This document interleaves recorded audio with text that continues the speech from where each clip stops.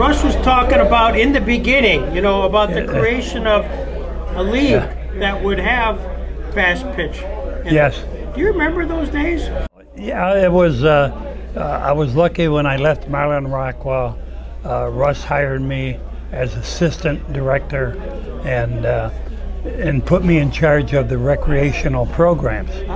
You know, so it was kind of right up my alley, and I really enjoyed doing that part of the program. So what is it that kind of struck you that, you know, that there might be a popularity with this sort of fast pitch league? Because you know, it's not always been here, fast pitch. No, we had such great developing talent at that time. You know, the pitching and everything which is what really made the league. And a lot of good athletes coming out of high school. You know, the guys, you know, they got organized and had some good sponsors, and you know, so, but the competition was really good. So did somebody come to you at the city and say, Jack, Russ, you know, can we start an open league with, you know, with actually Russ started those leagues before I came on board. Okay. And all I did was take over what he had already started, and you know, ran those for, well, I was assistant director for 17 years, and then when Russ retired, I took over his job for the last 8 years. So, you know, but I enjoyed all those years, you know, the organizational meetings and team organizations and stuff like that. And you know, there were so many good people in those organizations, you know, that it was fun doing what I was doing. Everybody's sort of focused on tonight, you know, with all this reunion. You know, there's Caesar House, there was Stravatos, but there was a whole lot of other teams too. Oh yeah, yeah. When I started playing softball, I played with Collins Sports Shop, and that year we had 16 teams in the rec league. Wow. Yeah, and it was some, you know, the talent was kind of spread throughout a lot of those teams. It wasn't all concentrated. Several years later, good players went to good teams, you know, and so the leagues got smaller, and it was better. I mean, the competition was better, but yeah, you know, eventually, you know, the league just kind of ended up with about 6 really good teams, and that was it. But was that a function of pitching? I mean, really, that was a dominant part of it. Mostly it was pitching, yes. Yeah. The pitchers went with, like I say, the better teams. I can remember there was a team like Green Brothers Lumber, and they had a good pitcher. You know, the rest of the talent wasn't that great, but you know, the next year one of the good teams said, why don't you come play with us?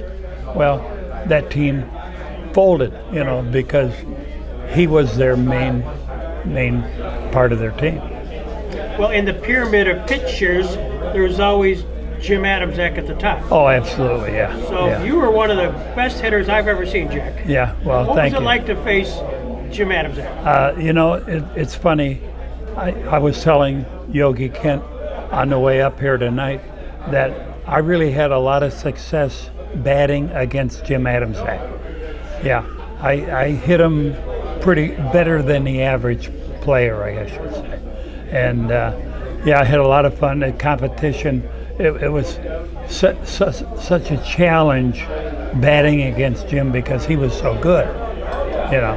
And but yeah, over the years, I faced him quite a few times, and I would say I had a decent batting average against him. So, when you were kind of assistant recreation director under Russ, there would always be the annual tournament. Yes. You know, the Bergman Danielson tournament. Was that given all the talent that came here, was it hard to schedule that, or how did that really work? I mean, no, it was. We had every year I ran in the summer, 4 weekends out of the year I ran a fast pitch tournament, a modified tournament, a slow pitch tournament, and a women's tournament. So there were 4 weekends out of the summer that, I was tied up from Friday morning until Monday morning. Right? Yeah.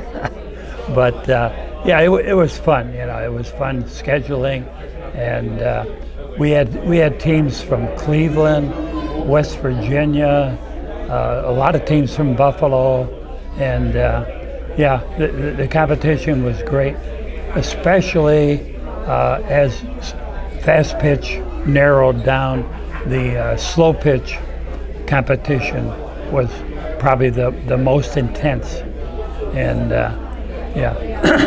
but we had a lot of fun, and a lot of the players from Buffalo, came in and they raved about the organization of the tournament, right. And I always tried to schedule local teams against the out-of-town teams for the competition, and the local teams thought it was a little unfair because the other teams were very good. But I said, well, that's how we're going to run these tournaments.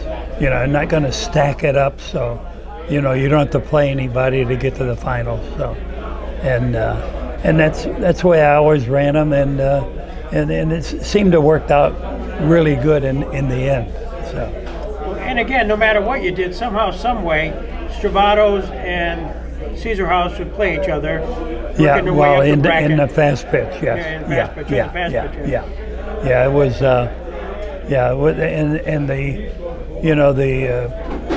spectators at Danielson, in some of those games that ran into Monday morning, and it was really fun to be up there and be a part of that. I can remember nights it'd be 2 o'clock in the morning and you'd be still playing. Yeah, it was.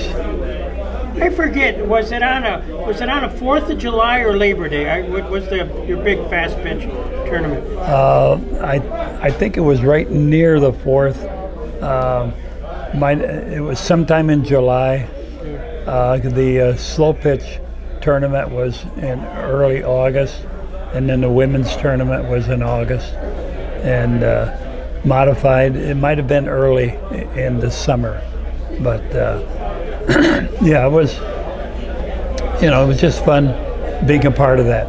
Well, you were a big part of it. I mean, you think about it, Jack, certainly there was Russ who was heading the department, and then subsequently you, but you're the guy that made sure that tournament was successful. Yeah, well, it was fun being a part of it. It was. So what do you think about a night like tonight?